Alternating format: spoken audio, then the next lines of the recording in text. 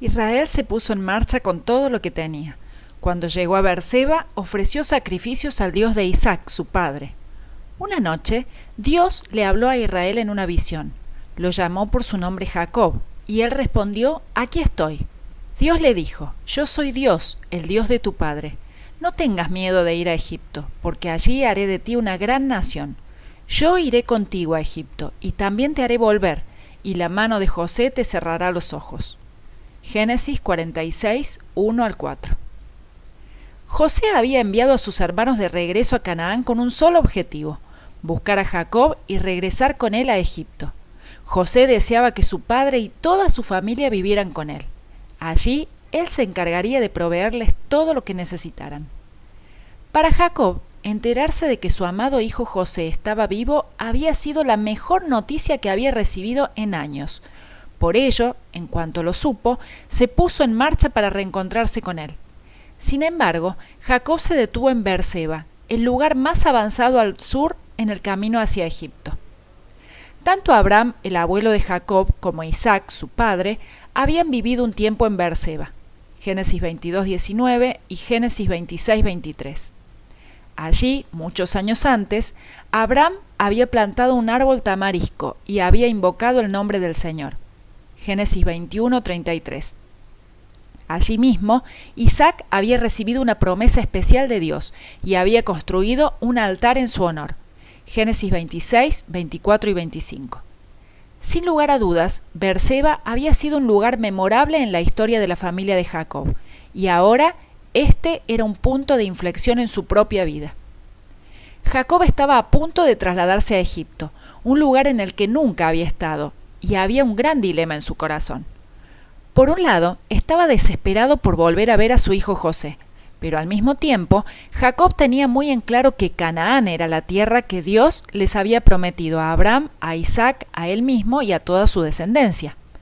Podríamos pensar que la invitación de José para trasladarse y vivir con él en Egipto sería suficiente para que este anciano no dudara ni un solo segundo en ponerse en marcha.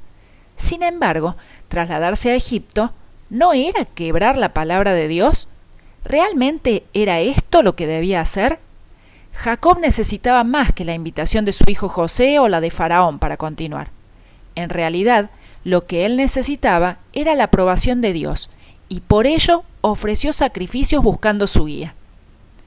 La primera vez que había salido fuera de su tierra para dirigirse a Harán, luego de haber engañado a su padre, Jacob no había buscado la dirección de Dios en absoluto.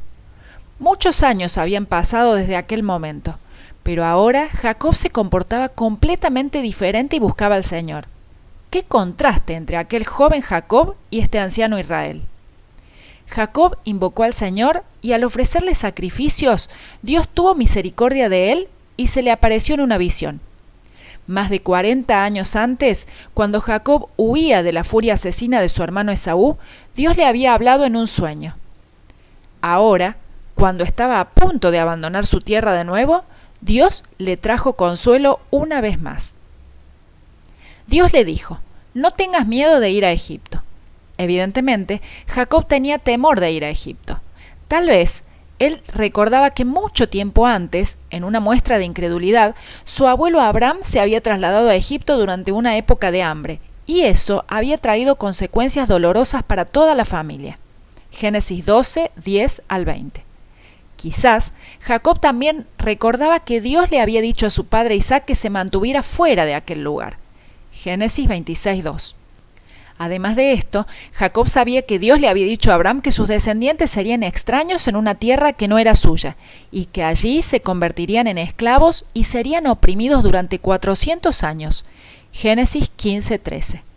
Sin lugar a dudas, llevar a toda su familia a esta tierra extranjera era algo incierto. Él no sabía lo que el futuro les depararía, pero al mismo tiempo sabía que el futuro estaba en manos de Dios, y por ello pudo confiar. Dios le dijo a Jacob: «Allí haré de ti una gran nación». El Señor le reveló a Jacob cuál era su propósito al llevar a esta gran familia a Egipto. Allí los descendientes de Israel podrían desarrollarse como una gran nación. Efectivamente, en Egipto se produjo una verdadera explosión demográfica de israelitas. Y los hijos de Israel se reprodujeron y se multiplicaron, y aumentaron bastante en número y en fuerza, y el país se saturó de ellos. Éxodo 1:7. ¿Cuál fue la explicación al notable crecimiento de esta familia hasta transformarse en una gran nación? Que Dios estaba cumpliendo su promesa a Jacob, una promesa que también le había hecho a su abuelo Abraham y a su padre Isaac. Dios también le dijo: yo iré contigo a Egipto y también te haré volver. El Señor enviaba a Jacob a Egipto, un país completamente extraño para él. Sin embargo, no iría solo. Dios estaría con él, y ese era motivo suficiente para no temer. Además, el Señor le prometió traerlo de regreso a la tierra prometida. Esto ocurriría después de su muerte, pero se cumpliría, ya que Egipto nunca sería el hogar permanente para Israel y sus hijos. Dios finalmente le dijo: la mano de José te cerrará los ojos. Jacob había vivido muchos años con la amarga certeza de que José había muerto. Sin embargo, ahora no solo el Señor le daba la seguridad de que su amado hijo estaba vivo, sino de que ese hijo lo acompañaría y cuidaría hasta el día de su muerte. Él y José no volverían a separarse nunca más, e indudablemente esta era una agradable seguridad para el anciano Jacob. Durante la mayor parte de su vida, Jacob había seguido sus propios impulsos, sin tener en cuenta a Dios. No obstante, al llegar a Beerseba, este anciano hizo un alto en el camino y esperó la dirección del Señor. Muchos que se declaran cristianos se comportan igual que Jacob. Pasan toda la semana dejando a Dios fuera del programa de su vida, tomando sus propias decisiones y dejándose llevar por sus propios deseos y emociones. Sin embargo, cuando llega el domingo, van a la iglesia, donde se muestran ante los demás como buenas personas y actúan como si estuviesen dispuestos a hacer la voluntad de Dios en todo. Piensan que lo que Dios quiere de ellos consiste simplemente en ir el domingo al templo o participar de ciertas actividades religiosas.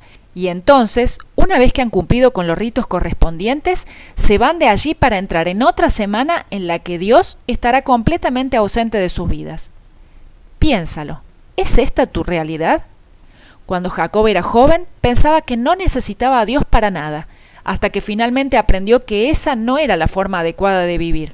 No obstante, ese aprendizaje le costó mucho tiempo y sufrimiento.